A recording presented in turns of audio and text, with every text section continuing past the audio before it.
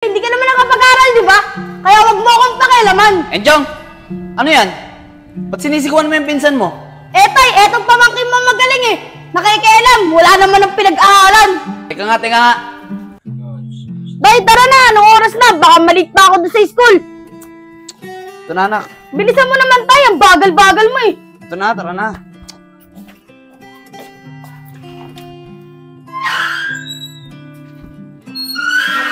Ano? Tay, siya nga pala. Bigayan ng card namin bukas. Kaya kailangan pumunta ka ron. Kasi sabi ng mom ko, may award daw ako eh. Ba? Ayos yan, anak ah. Pagpatuloy mo lang yan. Pagbutihin mo yung pag-aaral mo. Sige po tay, tara na po. Galingan mo lang ng galingan, anak, para lagi kami award. Uy, Enchong! Uy, Tito Enad. Magandang umaga po. Magandang umaga rin naman sa'yo, Vince. Saan ba lakad mo? Ito po, Tito Enad. Makangalakal na naman po, katulad po ng dati. Ito lang naman po yung alam ko paraan para po maaraw sa araw-araw eh. Aba, ayos ah. Napakasipag talaga ng pamangkin ko ah. Kumain ka na ba bago umalis ng bahay? Hindi pa nga po, Tito Enad eh. Bago pa lang po kasi ako nakangalakal. Wala pa po akong pera eh. Ganun ba, Vince? Oo talaga oh.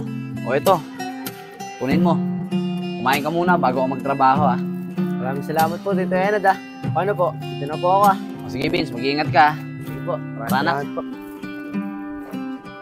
Tay, bakit naman binigyan niyo pa si Vince? Imbis na idagdag niyo na lang sa baon ko, ibinigay niyo pa sa kanya. Oo talaga, anak ko. Hayaan mo na yun. Tsaka si Vince, wala nang magulang yun na magpapakain sa kanya. Kaya na nga lang yung nagtatrabaho para sa sarili niya eh. Tsaka, kung sisilipin mo man yung binigay ko sa kanya, mas malaking lamang mo doon. Kasi ikaw, nakakapag-aral. At siya, hindi. Tara na nga tayo, ang dami niyong sinasabi.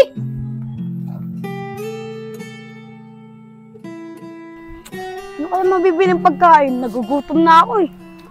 Alis-alis kasi si tatay eh. Wala tuloy akong mautusan sa bahay. Layo pa naman ng mga tindahan dito.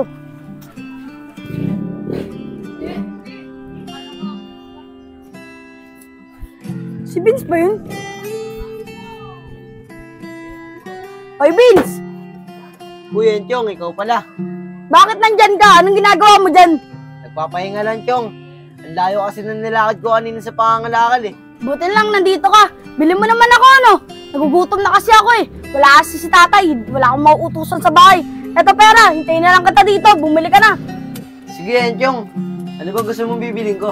Pansit kanto na lang. Bilisan mo. Hintayin na lang kita dito. Sige.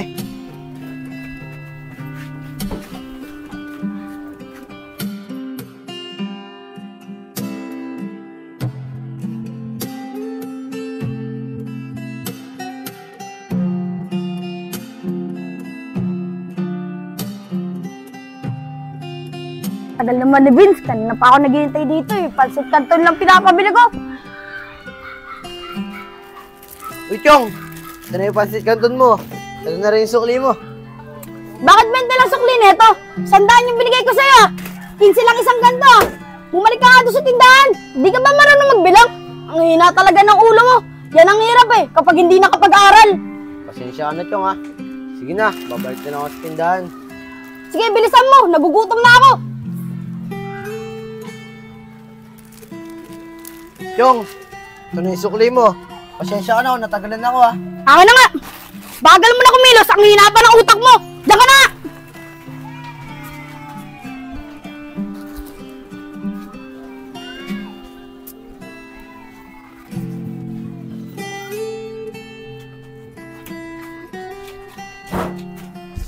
Oh, Enjong, nak, saan ka ba galing? Pagdating ko dito sa bahay, walang tao. Iniwan mo pang bukas ang pinto. Lumabas lang ako saglit, tay. Nagutom kasi ako eh. Napatagal lang naman ako dahil dyan sa pamangkin mo si Vince eh. Bagal na kumilos. Ang hina pa ng ulo.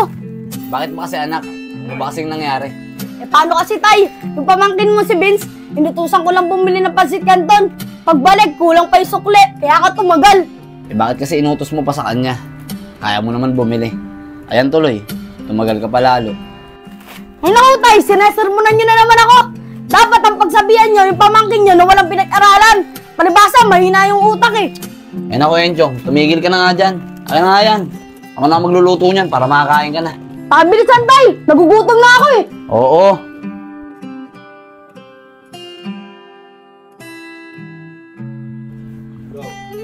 Enjong, nak, Ano, sasabay ka ba sa akin? Magbabayad akong kuryente ngayon. Mauna na kayo, tay. Kaya ko na naman pumasok mag-isa eh. Mauna na kayo, bilisan niya. O sige na, mauna na ako. Storbo eh. Uy, Tito Enad, saan po kayo pupunta? Ah, dito lang ako, Vince. Magbabayad lang ako ng kuryente. Ah, ganun po ba, Tito? Mag-iingat po kayo ah. Salamat, Vince, ha. Napakabait mo talagang bata. Pero teka, kumain ka na ba? Baka mamaya nangangalakal ka ngayon tapos di ka pa kumakain, ha. Okay lang po ako, Tito. Mamaya na lang po ako kakain pag nakabenta na ako. Ay, nako, Vince. Di pwede yan. Baka mamaya magkasakit ka niyan sa ginagawa mo. Pero dapat kahit kape, nagkakape ka bago ka umalis ng bahay. O eto, kumain ka muna. Baka mamaya magka-ulcer ka pa eh. Napakabait niyo talaga sa akin, Tito. Maraming salamat po ulit dito ah. Wala yan, Vince. Sige na, dito na ako. Kumain ka, ha. Sige po, ingat po kayo ah. Sige.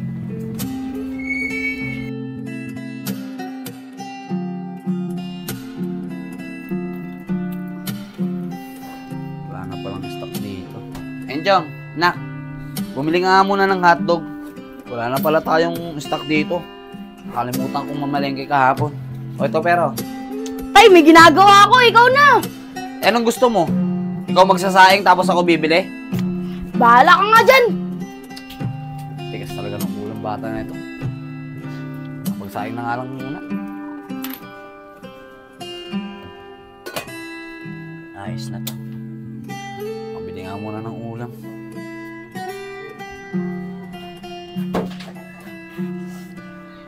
Wichong, parang bad trip ka. Anong nangyari sa'yo? Ano hindi mababadrip? Si tatay utos ng utos. Naglalaro ako ng ML eh. Kaklase ko pa naman yung mga kasama ko. Kakantsawan ako mamaya nun. Chong, bakit kasi hindi mo na lang sundin yung tatay mo? Tatay mo naman yun eh. Tsaka baka mamaya, importante yung inuutos niya. Laro lang naman yung ginagawa mo eh. Wala ka naman dito eh. Bakit ka nangingialam?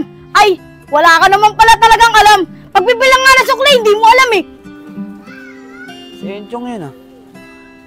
Ba't yung inaaway niya yung pinsan niya? Malapitan niya.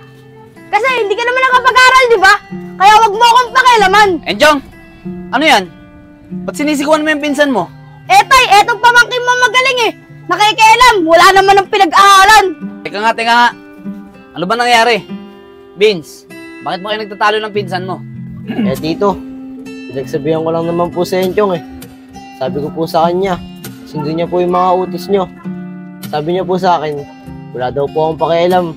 Kasi daw po wala akong pinag-aralan. Tay, totoo naman eh. Wala siyang alam dahil wala siyang pinag-aralan. Enchong, di sa kinakampihan ko yung pinsan mo ha. Pero, di naman sapat na dahilan yun eh. Tingnan mo si Vince. Hindi niya magawang mag-aaral dahil wala siyang magulang na magpapaaral sa kanya. Pero tignan mo siya. Marunong siyang rumespeto at gumalang sa ibang tao. Pero ikaw, tignan mo yung sarili mo. Nakapag-aral ka nga. Pero di mo man lang magawang galangin. Hindi ka nga nanginginupo sa akin eh. At madalas, sinasagot mo pa ako. Kaya anak, ito tatandaan mo ah. Mas maganda na yung may pinag-aralan ka at marunong ka rumespeto at gumalang sa ibang tao. Hindi yung ganyan. Pinapakita mong ugali, daig mo pa yung mga taong walang pinag-aralan. Katulad na lang ni Vince. Kasi si Vince, marunong gumalang at rumespeto sa ibang tao. Higit sa lahat, sa mga nakatatanda sa inyo. Tay, pasensya na po sa mga maling ugali na pinakita ko sa inyo. Ngayon po, naintindihan ko na. Sorry po, Tay. Wala na sa akin yun, anak. Pero mas maganda siguro kung magsasorry ka din dyan sa pinsan mo. Vince, pasensya na sa masasakit na salitang sinabi ko sa'yo. At sorry din kung minalit kita. Simula ngayon, pangako sa inyo ni tatay, magbabago na ako. Pangako yan. Wala na sa akin yung Chong, pinapatawad na kita. Matitiis ba naman kita? Eh pinsan kita eh. Salamat, Vince! Spirit, lead me where my trust is without borders. Let me walk upon the waters wherever you would call me. Take me deeper than my feet could ever